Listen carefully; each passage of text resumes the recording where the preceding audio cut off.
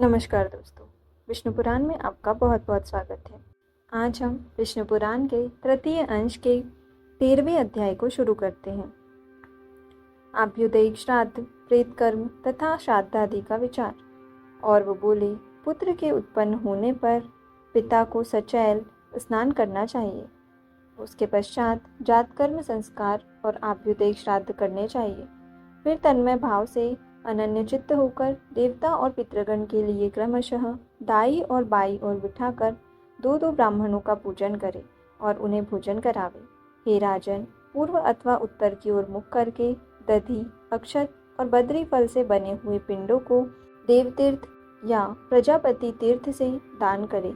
हे पृथ्वीनाथ, इस आभ्युदयिक श्राद्ध से नांदी मुख नामक पितृगण प्रसन्न होते हैं। अतः सब प्रकार की अभिवृद्धि के समय पुरुषों को इसका अनुष्ठान करना चाहिए। कन्या और पुत्र के विवाह में, गृह प्रवेश में, बालकों के नामकरण तथा चूड़ाकर्म आदि संस्कारों में, सीमोन्तन नयन संस्कार में और पुत्र आदि के मुख देखने के समय गृहस्थ पुरुष एकाग्रचित्त से नांदी मुख नामक पितृगण का पूजन करे। हे पृथ्वीपाल, आभ्युदयिक श्राद्ध में पितृपूजा का यह सनातन क्रम तुमको सुनाया। अब प्रेत क्रिया की विधि सुनो। बंधु बांधवों को चाहिए कि भली प्रकार स्नान कराने के अनंतर पुष्पमालाओं से विभूषित शव का गांव के बाहर दाह करे और फिर जलाशय में वस्त्र सहित स्नान कर दक्षिण मुख होकर यत्र तत्र स्थिता या तद्मुखाय आदि वाक्य का उच्चारण करते हुए जलांजलि दे। तदनंतर गोधूली के समय तारामंडल के दिखने लगने पर ग्राम में प्रवेश करे और कट कर्म संपन्न करके पृथ्वी पर तृणादि की शैया पर शयन करे। हे पृथ्वीपते, व्रत पुरुष के लिए नित्य प्रति पृथ्वी पर पिंडदान करना चाहिए। और हे पुरुष श्रेष्ठ, केवल दिन के समय मांसहीन भात खाना चाहिए। अशौच काल में यदि ब्राह्मणों की इच्छा हो तो उन्हें भोजन कराना चाहिए, क्योंकि उस समय ब्राह्मण और बंधु वर्ग के भोजन करने से मृत जीव की तृप्ति होती है। अशौच के पहले तीसरे, सातवें अथवा 90वें दिन वस्त्र त्याग कर और बहिर्देश में स्नान करके तिलोदक दे। हे नृप, अशौच के चौथे दिन अस्थि चयन करना चाहिए। उसके अनंतर अपने सपिंड बंधुजनों का अंग स्पर्श किया जा सकता है। हे राजन, उस समय से समानोदक पुरुष चंदन और पुष्प धारण आदि क्रियाओं के सिवा और सब कर्म कर सकते हैं। भस्म और अस्थि चयन के अनंतर सपिंड पुरुषों द्वारा सैया और आसन का उपयोग तो किया जा सकता है, किंतु स्त्री संसर्ग नहीं किया जा सकता। बालक, देशांतर स्थित व्यक्ति, पतित और तपस्वी के मरने पर तथा जल, अग्नि और उद्वंधन आदि द्वारा आत्मघात करने पर शीघ्र ही अशौच की निवृत्ति हो जाती है। मृतक के कुटुंब का अन्न 10 दिन तक न खाना चाहिए तथा अशौच काल में दान, परिग्रह, होम और स्वाध्याय आदि कर्म भी न करने चाहिए।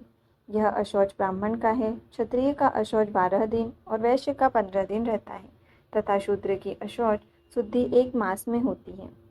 अशौच के अंत में इच्छानुसार अयुग्म ब्राह्मणों को भोजन करावे तथा उनकी उच्चिष्ट के निकट प्रेत की तृप्ति के लिए कुशा पर पिंडदान करे।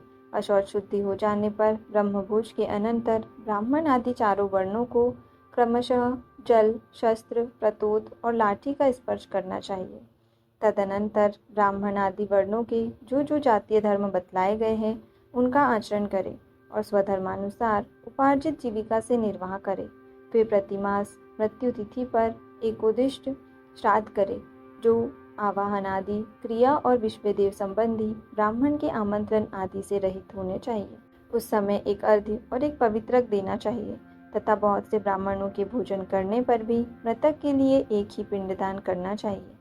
तदनंतर यजमान के अभिरम्यताम ऐसा कहने पर ब्राह्मणगण अभिरतः स्मः ऐसा कहे और फिर पिंडदान समाप्त होने पर अमुकस्य अक्षय मिद्मुख प्रतिष्ठताम इस वाक्य का उच्चारण करे।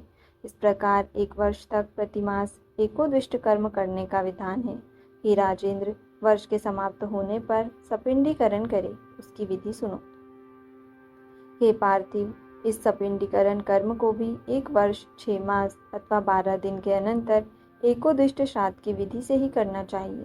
इसमें तिल, गंध और जल से युक्त 4 पात्र रखें।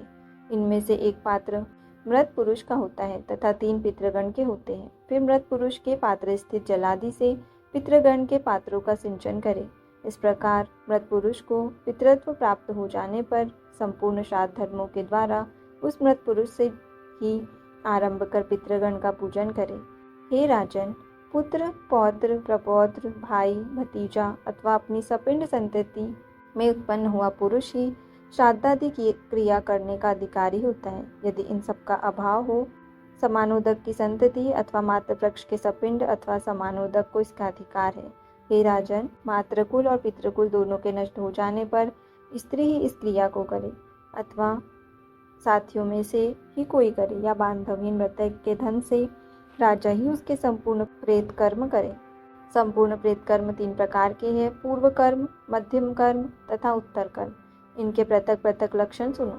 दाह से लेकर जल और शस्त्र आदि के स्पर्श पर्यंत जितने कर्म हैं उनको पूर्व कर्म कहते हैं, तथा प्रत्येक मास में जो एक उद्दिष्ट श्राद्ध किया जाता है वह मध्यम कर्म कहलाता है। और हे नव, सपिंडीकरण के पश्चात मृतक व्यक्ति के पितृत्व को प्राप्त हो जाने पर जो पितृकर्म किए जाते हैं वे उत्तर कर्म कहलाते हैं। माता, पिता, सपिंड, समानोदक, समूह के लोग अथवा उसके धन का अधिकारी राजा पूर्व कर्म कर सकते हैं, किंतु उत्तर कर्म केवल पुत्र, दौहित्र आदि अथवा उनकी संतान को ही करना चाहिए। हे राजन, प्रतिवर्ष मरण दिन पर स्त्रियों का भी उत्तर कर्म एकोदिष्ट श्राद्ध की विधि से अवश्य करना चाहिए। अतः हे अनग, उन उत्तर क्रियाओं को जिस जिस विधि से करना चाहिए वह सुनो। यहाँ विष्णु पुराण के तृतीय अंश के 13वें अध्याय का समापन होता है। आज के लिए इतना ही। धन्यवाद।